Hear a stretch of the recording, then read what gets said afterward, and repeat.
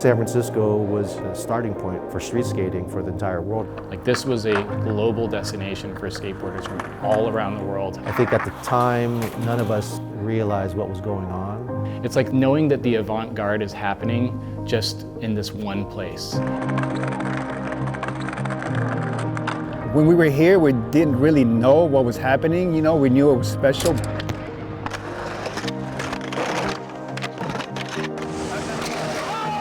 A once-in-a-lifetime, unique opportunity for everybody that was down there. To me, this is one of the meccas for skateboarding.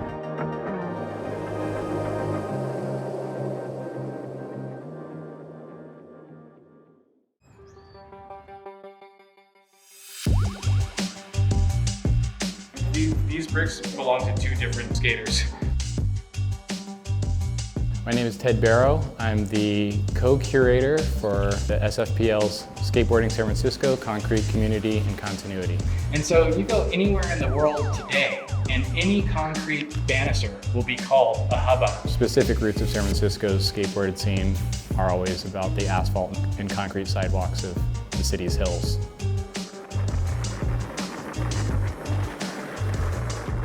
And that kind of comes down to the first word in our subtitle of the show, concrete. San Francisco being one of the most kind of like technologically advanced cities. A city that also had to be rebuilt several times. It meant that downtown San Francisco was being rebuilt with these new concrete and open plazas. With these new modernist forms, planters, benches, ledges, ziggurat-like stepped pyramids. And the amazing local skate scene led to San Francisco being, by the early 90s, the epicenter of skate culture globally.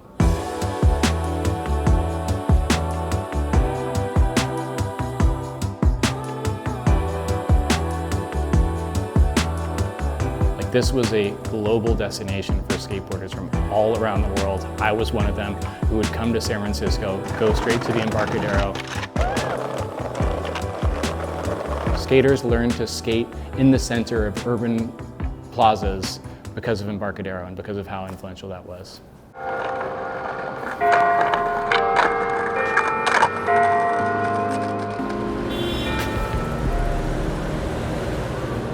This is not the Embarcadero that used to be in the early 90s, but right here was the Gons. There was a wave right here that went kind of like around, and the Gons was actually right over here.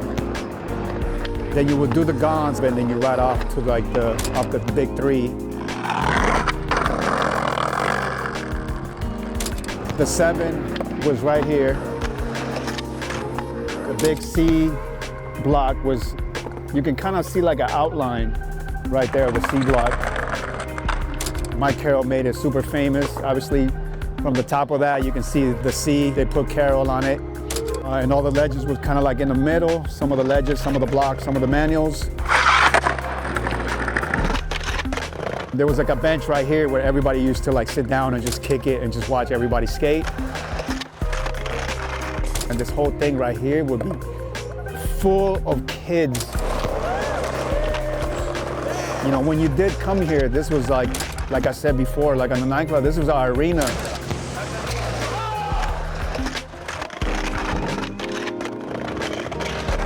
To us, this was the center of our universe right here.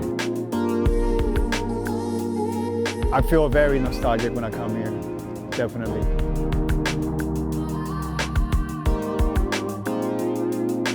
Embarcadero came and our generation came, it's like, that's all that mattered. Yeah. So by the late 80s, early 90s, some of the best skateboarders in the world were all from San Francisco. They all skated in Embarcadero or had their most memorable video parts filmed there, and the most like epic, iconic photos of them skating at Embarcadero shot there and published.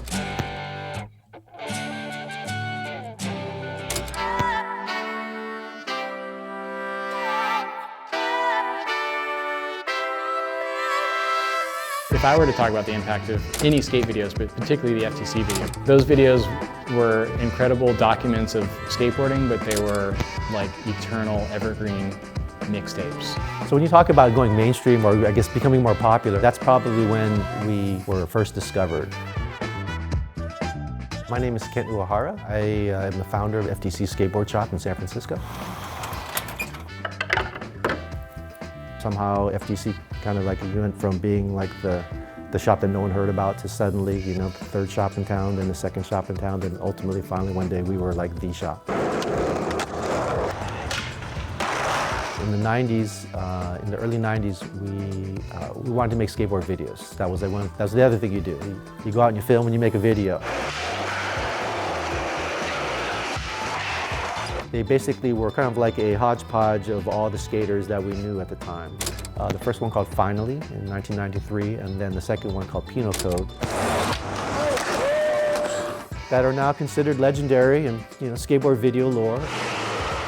Yeah, and that was basically kind of like the jump off of FTC. Good morning. Hey Jesse. Good morning. Okay. What's up, guys? FTC. I grew up around FTC because my dad initially started working for FTC. I basically just grew up in sports retail, and so I kind of absorbed everything, and I basically just fell in love with it, and everything about skateboarding I just loved. That's basically all that I was focused on. And that's how I basically got started. Like, no, that's my guy. There's Nico. Yeah, they're talking about pizza right now, but you know. The skate scene was relatively very small back then. Everybody knew each other. Shortly after I started selling skateboards in the store, I decided to formulate a team. It was Javante Turner, the Carroll brothers, Mike and Greg Carroll, Ricky Becerra, and Jim Thebo.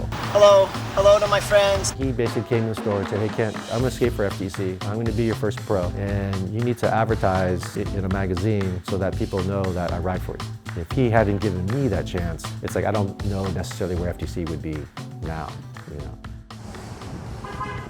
FTC was your touch point, and Kent, he treated all of the skaters that went to FTC like family. Me and my friend Angelo, we called FTC. It's like, do you guys sponsor? Yeah, come through.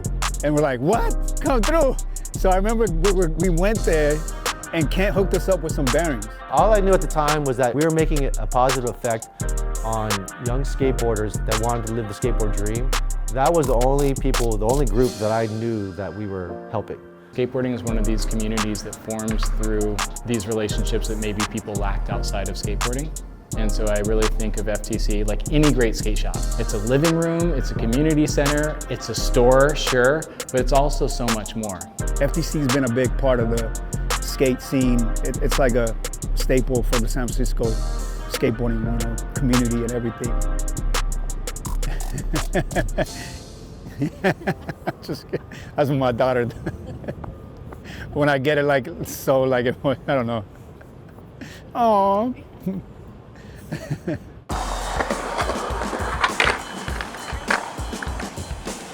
My name is JP Souza. I'm a professional skater from Brazil, and I live in the States. Yeah, I grew up in Brazil, watching all the FTC videos in San Francisco, and it was always a dream of mine to come to Pier 7 and skate this amazing spot. It's one of the best spots in the world, for sure. There was this constellation of spots, not only like throughout San Francisco, but right next to Embarcadero.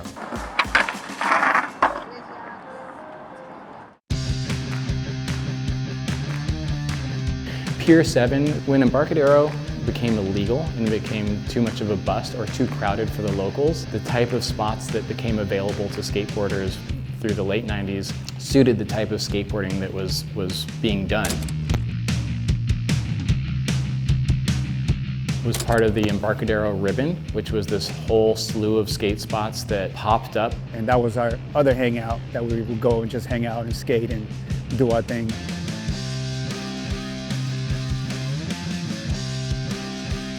It's a lot of like culture, like skating in here.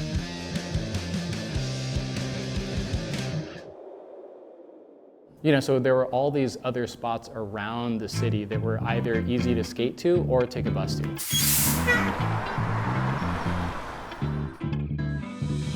The spot right here around the corner, brown marble. Hubba Hideout. And there were all these other spots in downtown San Francisco that were just 1 or 2 blocks away. Union Square became a huge destination towards the end of the 90s. Yeah, the city was basically our skate park. Third and Army is such an anomaly. It's supposed to be just a kind of like resting place for the people who worked at the transit facility next to it, but it just ended up being this incredible skate spot.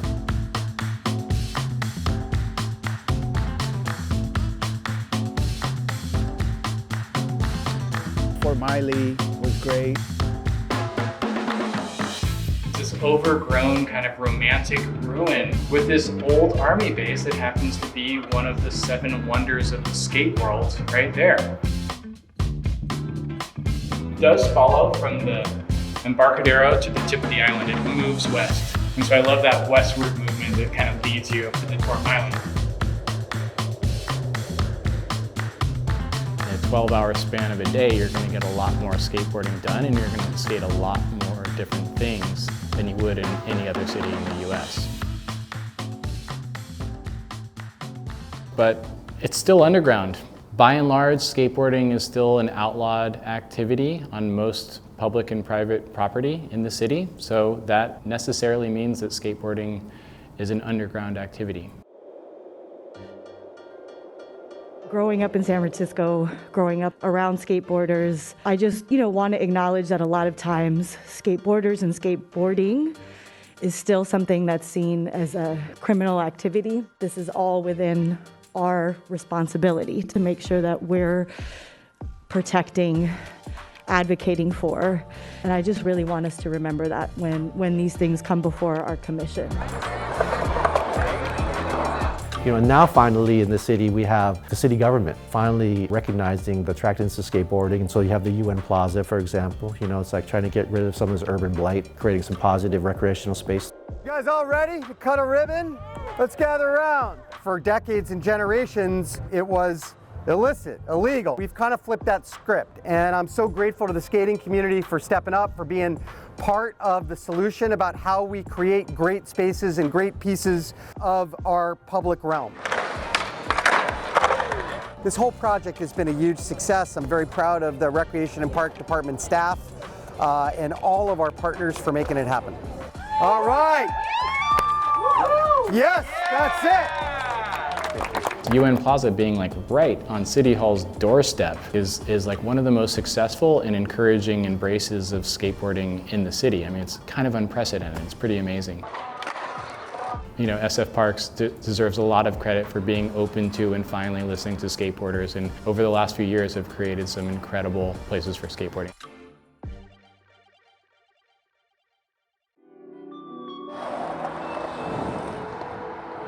To see our spaces being embraced by skateboarders and the skateboarding community as a whole lets us know that we are doing things right and that our spaces are really being enjoyed by skaters. My name is Roman Bram. I've been skating here my entire life. Potero skate park is my favorite skate park in the entire world. Just because of all the transition and all the ramps that they have. I would love to just see more skate parks in general. The skate parks that they have already made are fairly perfect in my opinion, and I feel like they just got to keep doing what they're doing and creating more of those. All skate parks are really a place for community. They're a place for the skate community to gather, share knowledge, and it's really where beginners and pros come together. To me, skateboarding has always been constant in San Francisco. All the generations support and help each other out, and everybody has this good motive in mind. Very nice, yeah! Do you want to try a different way of dropping in with the wheels on top, or do you like this way better? Shred and Butter is a recreation and parks program that was started about 15 years ago. One class a week. We eventually started going all year pretty much. Good, and turn your head. And it's a skateboard program geared towards beginners. It's really a great place to learn how to skate. And then the unique part about our program is we're able to go all throughout the city to different rec centers and really geared to kids who have never stepped on a skateboard before. And it's really, really amazing to see how fast they progress. Good job, yeah. Makes me feel grateful to be part of the city and a wonderful program that we could see grow. Let's try one more time. And to see where we've grown from skateboarding just being in the streets to skate parks being almost accessible throughout the whole city, I think it's great. There you go. It means a lot to me to be able to skateboard in San Francisco. There's not a better place to skateboard. We have good weather all year round. We have the hills. The hills are always going to be here. No one else is going to grow hills. The sooner that you actually go out there and try to skateboard, the sooner that you'll fall in love with it. If you fall in love with skateboarding, you turn into a real skateboarder, which means it leads you to this very authentic and engaged relationship with other people and the built environment around you. What advice would I give young skaters? It's all about just going out skateboarding and enjoying yourself. Nothing beats the feeling of just like the wind flowing through your hair, like just blowing in your face when you're skating down the street. I mean, if you grow up in San Francisco, no matter in what era, you're going to be an incredible skateboarder because you're going to learn to skate fast and skate some of the most intense terrain in the world. For me, it's a great privilege to be able to skateboard and live in San Francisco. Many people want to go to big cities like Los Angeles or New York. I don't think that those places have the same sort of feeling or community as a place like San Francisco. To me, this is one of the meccas for skateboarding. Its central place to skateboarding story is something to preserve and celebrate. As long as there are young people to do it, it will thrive as a culture. Skateboard culture in 3 worlds. Faster.